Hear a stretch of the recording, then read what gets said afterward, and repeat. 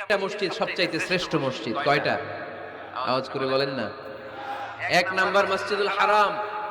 ফাওয়াল্লু উজুহাকুম শাতরা, যেখানেই তোমরা নামাজ পড়ো না কেন মসজিদের হারামের দিকে হয়ে নামাজ পড়ো। কিবলা কোন দিকে আজকে? এদিকে, এইদিকে কিবলা। আমি যদি এদিকে হয়ে পড়ি নামাজ হবে না? হবে না কেন? কারণ কিবলামুখী হয়ে নামাজ পড়া ফরজ। চিল্লায় বলেন ঠিক কিনা? মসজিদুল হারাম পৃথিবীর প্রথম মসজিদ। ওখানে একটা ঘর আছে, ঘরটার নাম হলো কাবা। ইন্না আউওয়ালা বাইতিন উদিআ লিন-নাসি লাল্লাযী বিবাক্কাতা মুবারাকা।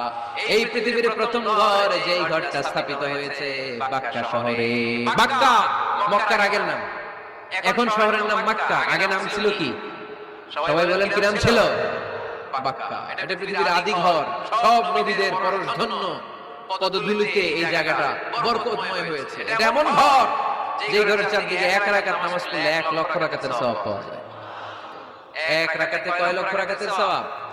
এজন্য আল্লাহর হাবিব সাল্লাল্লাহু আলাইহি ওয়াসাল্লাম বলেছেন, লা তুশাদ্দুর রিহাল ইল্লা ইলা সালাসাতি মাসাজিদা। স্পেশাল ভার্চু এন্ড রিওয়ার্ড, বিশেষ সওয়াবের নিয়তে পৃথিবীর এই 3টা জায়গা ছাড়া কোথাও নিয়ত করে ভ্রমণ করা জায়েজ নাই। এক হচ্ছে মসজিদুল হারাম, 2 হচ্ছে মসজিদ নববী, 3 হচ্ছে মসজিদুল আকসা।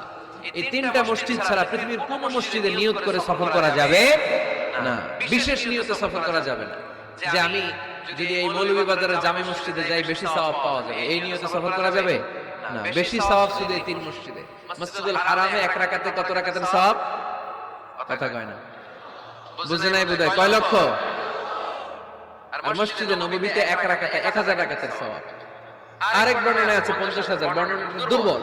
সহিহ বর্ণনায় এসেছে 1 রাকাতে 1000 রাকাতের সওয়াব।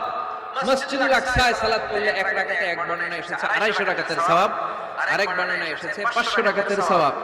এই 3টা মসজিদ ছাড়া পৃথিবীর অন্য কোন মসজিদে যে নামাজ পড়লে বেশি সওয়াব হবে এই নিয়তে সফর করা যাবে? চিল্লায় বলেন যাবে। তবে মসজিদটা দর্শন করার জন্য যেতে পারবেন। মসজিদটা দেখতে কেমন, এটার ক্যালিগ্রাফিক্যাল ডিজাইন কেমন, এটার আর্কিটেকচারাল ডিজাইন কেমন, এটার দৃষ্টিনন্দন সৌন্দর্য কেমন, মসজিদটা দেখতে কেমন, দেখতে যেতে পারবেন। কিন্তু বিশেষ সওয়াব রিওয়ার্ড এই 3টা মসজিদ ছাড়া অন্য কোন মসজিদের জন্য হবে না। এই কাবা ঘরকে কেন্দ্র করে প্রতিদিন 100টা রহমত নাজিল হয়। আওয়াজ করে বলেন কয়টা?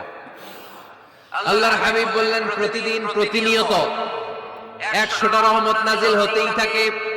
60টা রহমত তাদের উপর নাজিল হয় যারা কাবা ঘরের চারদিকে তাওয়াফ করে। 40 লিল মুসাল্লিন, বাকি 40টা নাজিল হয়